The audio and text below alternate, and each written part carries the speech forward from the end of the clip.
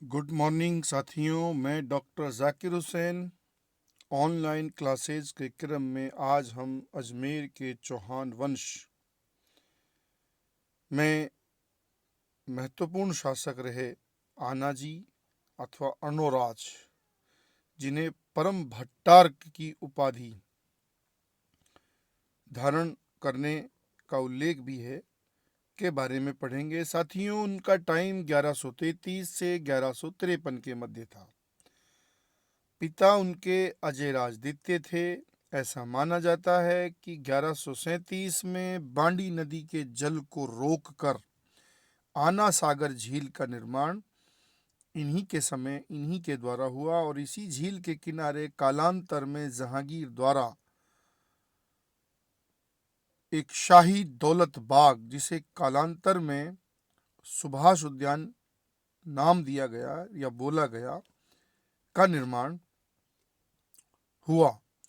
साथियों, 1637 में शाहजहां द्वारा संगमरमर के घाट तथा 5 बारहदरियों का निर्माण या स्थापना भी इसी झील के सौंदर्यीकरण हेतु किया गया था। नूरजहां की मां अस्मत बेगम इसी झील के किनारे अपनी पुत्री नूरजहां के साथ गुलाब से इत्र बनाने की शुरुआत करती हैं। आनाजी अथवा अर्णोराज के राजनीतिक संघर्ष में हमें ये पता चलता है कि महमूद गजनवी के एक वंशज बैराम शाह के साथ उन्होंने लंबा संघर्ष किया। गुजरात के चालुक्य वंशी शासक जयसिंह सिद्धराज को पराजित कर उनकी पुत्री कांचन देवी के साथ भी उनके द्वारा विवाह करने का उल्लेख है। साथियों, इस तरह के सवाल भी हमें अनेक बार पूछे जा चुके हैं। उनके 3 पुत्रों का उल्लेख मिलता है, जिनमें बड़े पुत्र जगदेव पितृहंता थे, अर्थात उन्होंने अपने पिता आनाजी अर्णोराज की हत्या की। साथियों, ये अजमेर के चौहान वंश के पहले पितृहंता थे। इनके द्वितीय पुत्र थे विग्रहराज चतुर्थ, जिन्हें बीसल देव भी कहा गया, और तृतीय पुत्र सोमेश्वर थे। साथियों, सोमेश्वर से ही कालांतर में पृथ्वीराज चौहान तृतीय का जन्म हुआ। विग्रहराज चतुर्थ इनके बाद शासक बनते हैं, और एक शासक के रूप में विग्रहराज चतुर्थ का मूल्यांकन अगर हम करें, उनकी सांस्कृतिक उपलब्धियों का वर्णन करें, तो वह चौहान वंश या चौहान परंपरा में स्वर्ण युग की संज्ञा वाले थे। पृथ्वीराज विजय ग्रंथ के रचयिता जयानक भट्ट हमें बताते हैं कि वे स्वयं बड़े विद्वान थे और विद्वानों के बड़े संरक्षक भी थे। इसलिए महान विद्वान संरक्षक होने के कारण उन्हें कवि बांधव की संज्ञा दी गई। उनके दरबारी विद्वानों में जो महत्वपूर्ण थे, उनमें एक सोमदेव थे, जिन्होंने ललित विग्रहराज ग्रंथ लिखा था, और इस ग्रंथ के कथानक के अनुसार इंद्रपुर की राजकुमारी देसल देवी के साथ उनकी प्रेम कहानी का उल्लेख है। दूसरे नरपति नाल्हे, साथियों, जो बीसल देव राजसो ग्रंथ के रचयिता थे, और इसके अनुसार परमार वंशी राजकुमारी राजमती के साथ बीसल देव के प्रेम संबंधों की कहानी और उससे रिलेटेड एक लंबा इतिहास है। साथियों, विग्रहराज चतुर्थ, जिन्हें कटिबंधु भी कहा गया, कि स्वयं की अगर रचना की बात करें साथियों, तो उनकी जो रचना थी वो थी हरिकेली नाटक, जो संस्कृत में था, और भारवी, जो दक्षिणी भारत के पल्लव वंशी शासकों के कांची के महान विद्वान थे, उनकी रचना क्रातार्जुनियम की कथा वस्तु पर आधारित हरिकेली नाटक संस्कृत भाषा में रचा था साथियों। और ऐसा मानते हैं कि 2.5 दिन का जो झोंपड़ा था, जो पहले एक संस्कृत पाठशाला थी सरस्वती कंठाभरण, उनकी दीवार पर हरी केली नाटक की पंक्तियों का अंकन किया गया। संस्कृत भाषा के विकास हेतु ऐसा माना जाता है कि सरस्वती कंठाभरण नाम से एक पाठशाला की स्थापना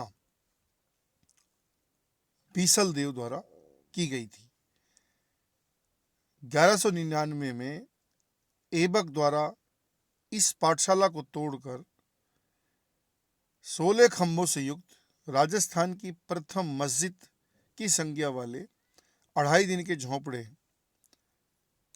के निर्माण का उल्लेख है या निर्माण किया गया।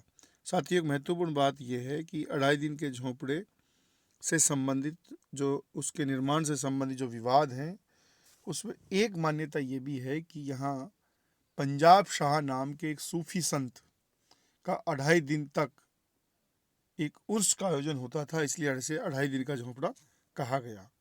कुछ विद्वानों के अनुसार निर्माण इतने आनंद फानन में किया गया था कि फिर उसे 2.5 दिन में समाप्त करने के कारण यह 2.5 दिन का झोंपड़ा कहलाया।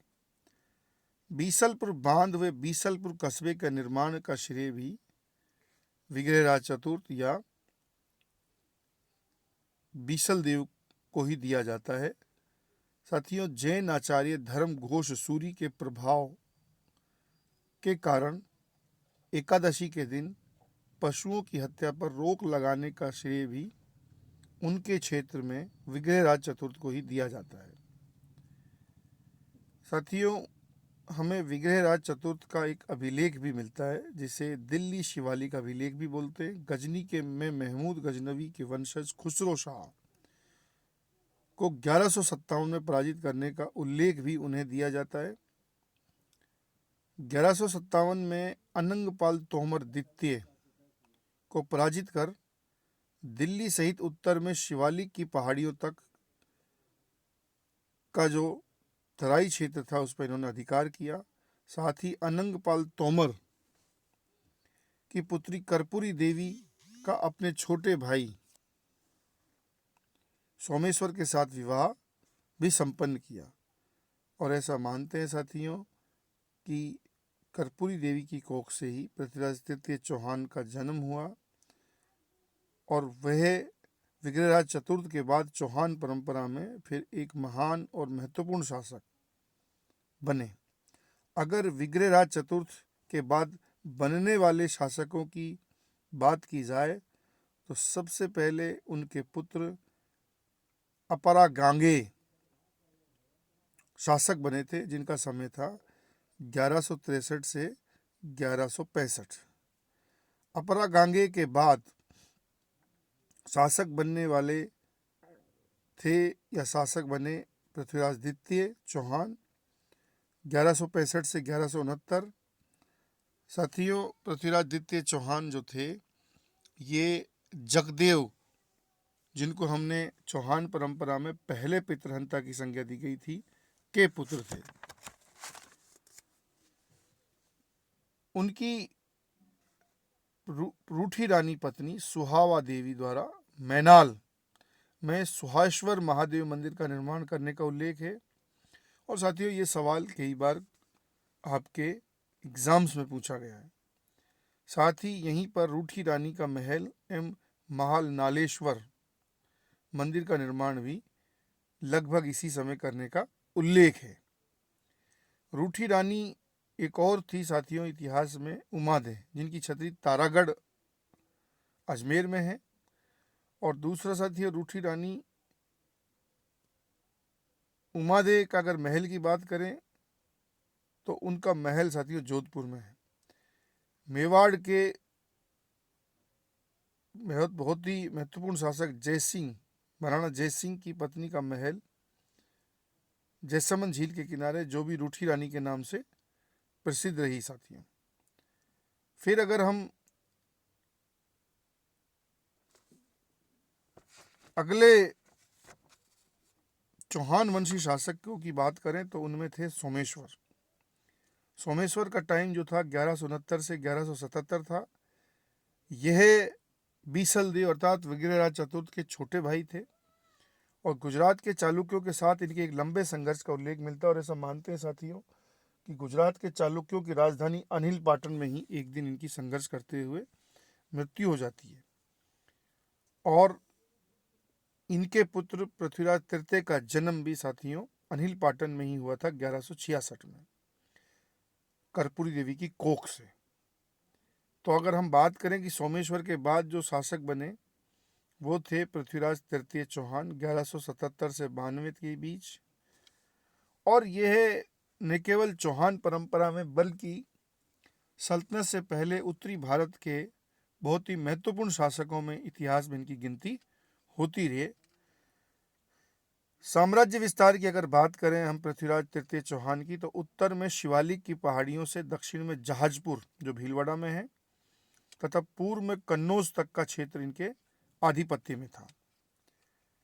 अगर इनकी उपाधियों की बात करें साथियों तो दल पुंगल तथा राय पिथोरा यानी तीव्रगामी योद्धा की उन्हें उपाधियों का उल्लेख मिलता है। इनके अगर हम महत्वपूर्ण अधिकारियों, सामंतों, सेनापतियों और प्रधानमंत्रियों की बात करें तो भुवनेक मल्ल या भुवन मल्ल इनके एक सेनापति थे जो इनके चचेरे मामाजी भी कहलाते थे। खांडेराव गोविंददास तोमर के तराइन के प्रथम युद्ध में गोरी को घायल करने का श्रेय भी उन्हें है, लेकिन तराइन के द्वितीय युद्ध में खांडेराव की मृत्यु हो जाती है साथियों। चामुंडराय टोडराय सिंह के सामंत थे जो भी इनके एक महत्वपूर्ण सेनापति थे। कैमास या कदम्ब दहिया इनके प्रधानमंत्री थे और इस कदम्ब दहिया या कैमास को ही हम नागौर दुर्ग के निर्माता का श्रेय भी देते हैं। साथियों इनके एक विश्वासघाती मंत्री भी थे, बल्कि दो इनके विश्वासघाती मंत्री थे, एक प्रताप सिंह और एक विश्वरूप। ऐसा मानते हैं कि युद्ध के समय तराइन के द्वितीय युद्ध के समय उन्होंने जो घोड़ा महत्वपूर्ण घोड़ा था बादल, उसके स्थान पर पृथ्वीराज तृतीय चौहान के लिए एक नाचने वाली घोड़ी नाट्यरंभा को युद्ध मैदान में पहुंचाने का षड्यंत्र किया था। अगर आरंभिक चुनौतियों की बात करें तो पृथ्वीराज तृतीय चौहान की आरंभिक चुनौतियों में चौहान साम्राज्य को स्थायित्व व सुदृढ़ता प्रदान करना तथा आंतरिक व बाह्य विद्रोह और आक्रमणों से उसे सुरक्षित कर एक सुदृढ़ एवं संगठित प्रशासनिक ढांचे की स्थापना करना था। उनके साथियों कुछ हमें महत्वपूर्ण सैनिक अभियान भी मिलते हैं, जैसे 1178 में गुड़गांव जो आज का गुरुग्राम है के युद्ध में उनके अपने ही चचेरे भाई नागार्जुन से युद्ध किया, क्योंकि नागार्जुन की कुदृष्टि उनके साम्राज्य पर थी। लेकिन अच्छी बात यह रही कि उन्होंने इस गुरुग्राम के युद्ध में नागार्जुन को पराजित किया। 1182 में मूलतः सतलज क्षेत्र से आने वाली लड़ाकू भंडानक जनजाति को मथुरा के युद्ध में वो पराजित करते हैं साथियों। और 1182 में जैजाक भुक्ति बुंदेलखंड के चंदेल वंशी शासक परमर्दी देव के विरुद्ध सैन्य अभियान भेजते हैं। युद्ध से पूर्व ही चंदेल शासक के पलायन करने के कारण तुमुल जो महोबा यूपी में पड़ता है के युद्ध में उनके दो महान सेनापतियों यानी परमर्दी देव के दो महान सेनापतियों आला एवं उदल की हत्या या उनके शहीद होने का उल्लेख मिलता है, यानी पृथ्वीराज तृतीय चौहान की सेना के हाथों। आल्हा की अगर बात करें साथियों तो ये नट जाति के आराध्य देव आला उदल दोनों ही, और इनकी वीरता का वाचन हमें जगनिक रचित आला खंड में मिलता है। 1194 में साथियों, बल्कि 1184 में गुजरात के चालुक्य शासक भीमदित्य को नागौर युद्ध में ये पराजित करते हैं। ये क्वेश्चन भी हमसे पूछा गया है कि भीमदित्य का समय या समकालीन चौहान शासक कौन थे? तो पृथ्वीराज तृतीय चौहान। लेकिन 1187 के द्वितीय नागौर युद्ध में लाभ की परिस्थितियों के बावजूद फिर उनको उनके साथ समझौता करना पड़ा शांति का। और साथियों, ऐसा मानते हैं कि फिर उनके मध्य एक शांति समझौता संपन्न होता है, तो एक दूसरे के क्षेत्रों में फिर घुसपैठ या उन पर अधिकार करने का प्रयास छोड़ देते हैं। और इसी के साथ पृथ्वीराज तृतीय चौहान अब अपनी महत्वाकांक्षाओं को पूर्ण करने के लिए उत्तरी भारतीय अभियानों पर निकलते हैं। चूंकि उनके दो राजधानियां थी, अजमेर और दिल्ली। और दिल्ली की अगर बात करें तो दिल्ली से भी आगे पंजाब के भटिंडा क्षेत्र तक उनका अधिकार था। 1186 में कन्नौज के गहड़वाल वंशी शासक जयचंद की पुत्री संयोगिता का स्वयंवर से अपहरण का घटना चक्र भी इन्हीं के साथ जुड़ा, ऐसा मानते हैं साथियों। संयोगिता का इनके साथ प्रेम प्रसंग था। और अगर संयोगिता की हम बात करें, जयचंद की हम बात करें, तो इनकी जो माता थी यानी पृथ्वीराज की, वो थी कर्पूरी देवी। और कर्पूरी देवी साथियों की एक बहन थी स्वरूप दे, जिनका विवाह विजय चंद्र गहड़वाल नाम के गहड़वाल शासक से होता है, जो कन्नौज के थे। और उन्हीं स्वरूप दे की कोख से जयचंद का जन्म हुआ, और जयचंद से ही संयोगिता का जन्म होता है साथियों। इस रूप में पृथ्वीराज और जयचंद दोनों मौसेरे भाई थे। लेकिन हमने बहुत बार पढ़ा है कि प्रेम और इश्क, जिसको हम बोलते हैं, वो अंधा होता है। वो बहुत सामान्यतः संबंधों, उम्र और परंपराओं को नहीं देखता। जयचंद व पृथ्वीराज के मध्य युद्ध का एक कारण संभवतः ये भी था कि उनके सीमा विवाद थे। फिर इनका अगला युद्ध जो साथियों होता है वो है मोहम्मद गोरी के साथ।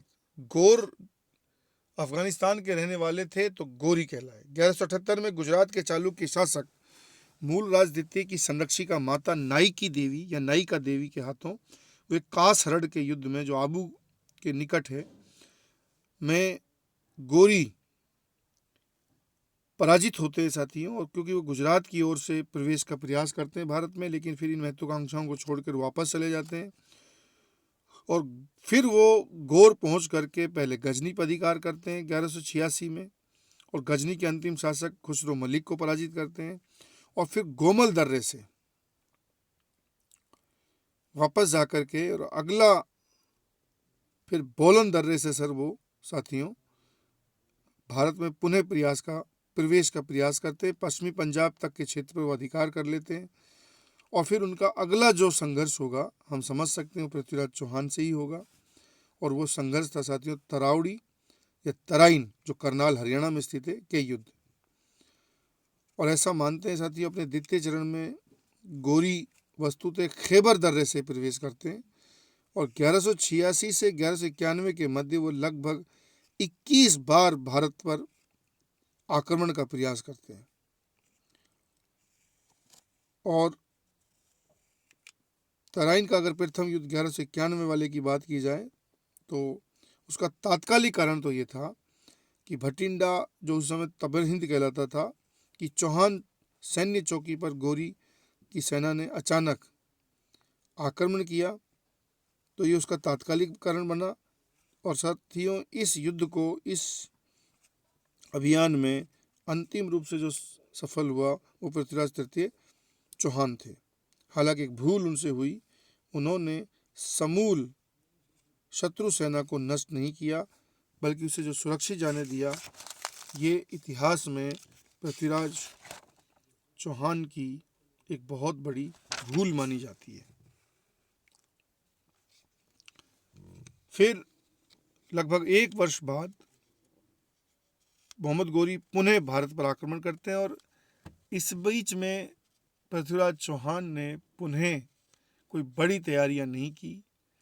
ये यद्यपि उनकी एक कूटनीतिक और खुफिया सैन्य असफलता भी थी, और इस बीच में मोहम्मद गोरी ने स्वयं को एज पॉसिबल युद्ध के लिए प्रिपेयर किया।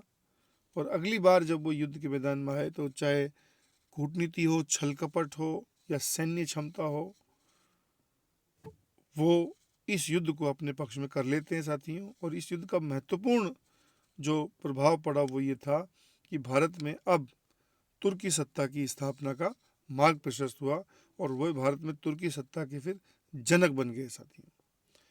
और इस युद्ध में भी अगर भूलों की बात करें इस समय की, तो पृथ्वीराज चौहान की हम भूलों में उनके निरंतर युद्धों के कारण सीमावर्ती राज्यों के साथ संघर्ष जो रहा और जो कूटनीतिक दूरदर्शिता थी, इसमें अपने कई पड़ोसी शासकों को मित्र बनाने की बजाय शत्रु बना लेते हैं साथियों। योग्यता एवं क्षमता में यद्यपि वह पृथ्वीराज चौहान जो थे वो उत्तरी भारत के महान शासकों में शामिल थे और वो किसी भी कीमत पर, किसी भी स्तर पर, किसी भी दृष्टि से मोहम्मद गोरी से कमजोर नहीं थे, लेकिन सैन्य संगठन, सैन्य तकनीक की दृष्टि से गोरी फिर उनसे कहीं अधिक शक्तिशाली बन गए थे, क्योंकि वे मध्य एशियाई जो युद्ध की नई तकनीकी थी उनके साथ भारतीय अभियानों पर आए थे। और तराइन के युद्ध में जो अपेक्षित परिणाम नहीं मिल पाया, इसके कारण भारत में नवीन तुर्की सल्तनत की शुरुआत हो जाती है साथियों। युद्ध के बाद पृथ्वीराज चौहान के लिए उस समय के कुछ समकालीन इतिहासकार जो थे उनके कुछ मत हैं कि उनका क्या हुआ, उनकी मृत्यु हुई, उनको बंदी बनाया गया या पुनः अजमेर का शासक बनाया गया। तो इनमें अगर हम देखें तो एक हसन निज़ामी जो थे वो ताजुल मासिर में लिखते हैं कि पृथ्वीराज चौहान को अजमेर का अधीनस्थ शासक बना दिया गया था पुनः। और एडवर्ड थॉमस द्वारा अपनी एक पुस्तक में chronicles of Pathan kings of Delhi के पृष्ठ संख्या 19 पर उन्होंने लिखा है कि मुइजुद्दीन मोहम्मद बिन साम नाम से और दूसरी ओर पृथ्वीराज नाम से कुछ हमें पुनरांकित सिक्के मिलते हैं जो इस चीज़ की पुष्टि करते हैं साथियों। दूसरा मत है साथियों मिनहाज उस सिराज का, जिनकी पुस्तक है तबकाते नासिरी। मिनहाज उस सिराज के अनुसार पृथ्वीराज की युद्ध मैदान के निकट सरस्वती सिरसा नामक स्थान पर हत्या कर दी गई थी। साथियों चंद्रबरदाई जो उनके अपने दरबारी विद्वान थे, पृथ्वीराज के बंदी बनाकर गजनी ले जाने, फिर उनकी आंखें निकलवाने और फिर अंततः चंद्रबरदाई के गजनी पहुंचने और शब्द भेदी बाण द्वारा गौरी की हत्या करने का उल्लेख बड़े ही रोचक, रोमांच करने वाले अंदाज में वर्णन किया है अपनी पुस्तक पृथ्वीराज रासों में। और हम वो जानते हैं कि 4 बांस गज 32 गज वाली जो एक पूरी स्टोरी है और उसमें उन्होंने इस तरह का जो पूरा एक घटना चक्र बताया कि कैसे अंगुली अष्ट प्रमाण ताऊ पर सुल्तान है मत चूके चौहान वाली जो बात से शब्दभेदी बाण द्वारा पृथ्वीराज तृतीय द्वारा गौरी की हत्या का उल्लेख किया है। और फिर जब अंततः उनकी आंखें निकल गई थी तो वो दोनों दोस्त भी एक दूसरे की हत्या कर शहीद हो जाते हैं। मोहम्मद गोरी द्वारा पृथ्वीराज तृतीय के पुत्र गोविंदराज तृतीय की अजमेर की राजगद्दी पर अधीनस्थ शासक के रूप में नियुक्ति का उल्लेख भी हमें मिलता है, लेकिन ऐसा मानते हैं कि उनके स्वाभिमानी जो चाचा थे हरिराज द्वारा गोविंदराज को सत्ता से हटा दिया गया था, क्योंकि वो मानते थे कि हमने तो इतना लंबा संघर्ष किया है इन विदेशियों के विरुद्ध और गोविंदराज तृतीय इतनी आसानी से स्वाभिमान को बेचकर अजमेर की राजगद्दी पर बैठ गए थे। साथियों लेकिन ऐसा मानते हैं कि अंततः 1193 में ऐबक द्वारा फिर हरिराज की भी हत्या कर दी गई और अजमेर पर उन्होंने सीधा प्रत्यक्ष नियंत्रण स्थापित कर सैयद हुसैन मसूदी को वहां का दुर्गाध्यक्ष बनाया। एक और महत्वपूर्ण सूचना साथियों इनके बारे में है कि सूफी चिश्ती शाखा के महान संत ख्वाजा मोइनुद्दीन चिश्ती की भारत यात्रा भी तराइन के द्वितीय युद्ध के समय में हुई और उन्होंने अपनी खानकाह को अजमेर में स्थापित कराया। अगर हम पृथ्वीराज तृतीय चौहान के दरबारी विद्वानों की बात करें तो उसमें चंद्र बरदाई जो मूलतः लाहौर के रहने वाले थे, जयानक भट्ट जो कश्मीर के थे, वागीश्वर, जनार्दन, विश्वरूप, विद्यापति गोड़, पद्मनाभ की बात करें तो कला और संस्कृति विभाग के उन्होंने मुखिया भी नियुक्त किया था उनको। साथियों, पृथ्वीराज तृतीय चौहान द्वारा बीसलपुर में महादेव मंदिर के निर्माण का भी उल्लेख मिलता है। अब वस्तुतः अगर हम उनका मूल्यांकन करें तो बहुत ही महत्वपूर्ण शासक थे, बहुत ही महान शासक थे चौहान परंपरा में, और उनकी अपनी सैन्य अभियान, उनकी अपनी सांस्कृतिक उपलब्धियां और जो साम्राज्य विस्तार उन्होंने किया वो उन जटिल और संघर्ष की परिस्थितियों में एक महत्वपूर्ण उपलब्धि थी। साथियों, अब आप जहाँ से भी आपको थोड़ी सामग्री मिले उसे इस सामग्री में एज पॉसिबल आप जोड़ करके, समझ करके और ऑनलाइन क्लासेस से ज़्यादा फ़ायदा उठाएंगे। और साथियों, हम अगली क्लास में फिर एक महत्वपूर्ण टॉपिक के साथ मिलेंगे। जय हिंद।